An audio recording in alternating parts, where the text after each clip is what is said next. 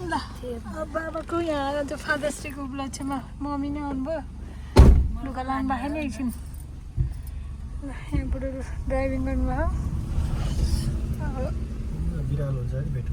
Let's go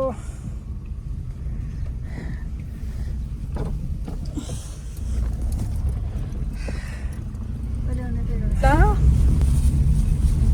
अब हामी यहाँ घरबाट निस्क्यौँ बुढानीकण्ठ इस्कन टेम्पलबाट अलिकति माथि रे रैथाने हो नि अब जाऊँ कस्तो छ बाटो चाहिँ कस्तो हो बाटो नराम्रो भयो त फेरि फर्किएर माछा खाएर जाने हो बाटो राम्रो हुन्छ भने त माछा खाएर जाने हो ठाडै उकालो उक्लिएर नेचुरल पुरानो नेचुरल काम क्याम्प रैथाने भन्नेमा आइयो है कस्तो दामी छ ठाउँ चाहिँ है बाटो चाहिँ लास्टै अप्ठ्यारो रहेछ ठाउँ चाहिँ खत्रै छ है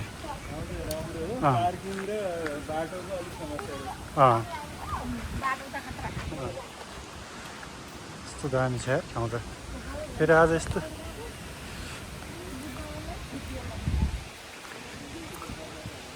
यहाँ सबको गाडी जाने भनेर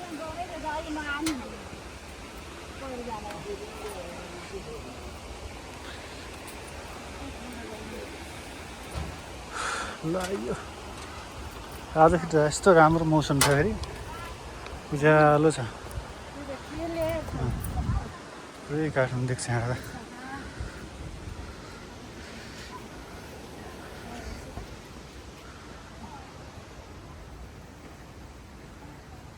यहाँ फुल देखेर म त्यसमा आउनुभयो है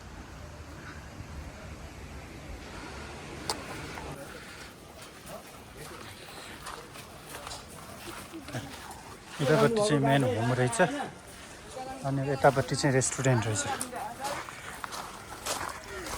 यहाँ धारो रहेछ मुखसुख धुनुलाई के हो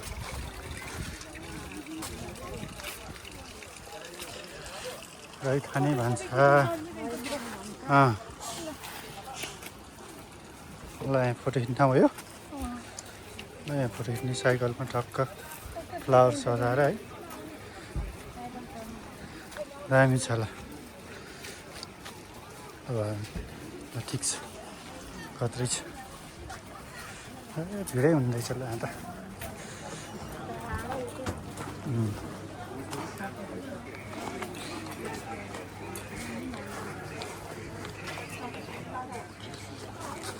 यता पुरै भिडै हुँदैछ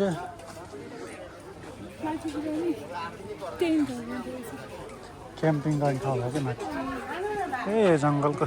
बिचमा पुरै क्याम्पिङ गर्ने ठाउँ रहेछ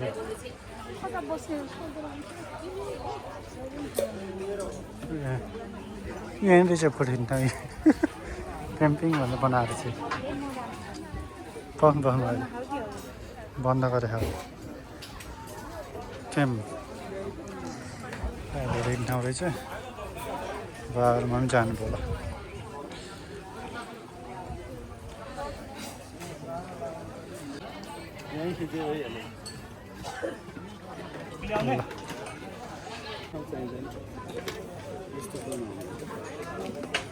माथि यस्तो जङ्गलको बिचमा क्याम्पियन रहेछ क्या ऊ हेर्नु नि त त्यस्तो यस्तो गर्ने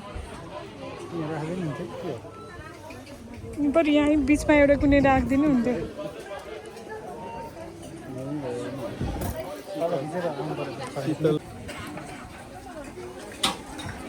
क्याम्पिङको चाहिँ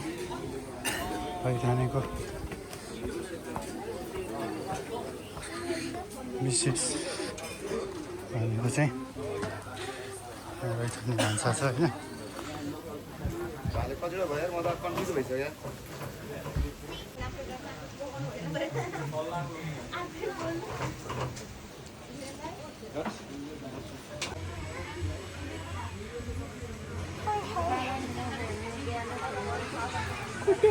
छोटो भइसक्यो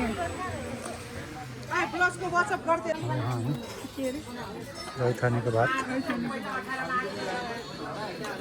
बार्तलीको यात्रा खानासाना खाएर सकियो अब हामी यहाँबाट निस्किँदैछौँ के खाइयो बुढी थाहा छ नि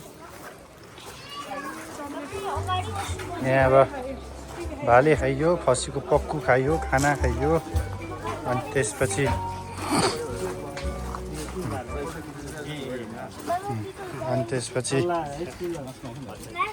अनि आलु पोलेर पनि खाइयो, सबै खाइयो। बाबा यता यही बडानकन्ट क्याम्पिङ यही हो है। निस्किन्छ हाँडा नि।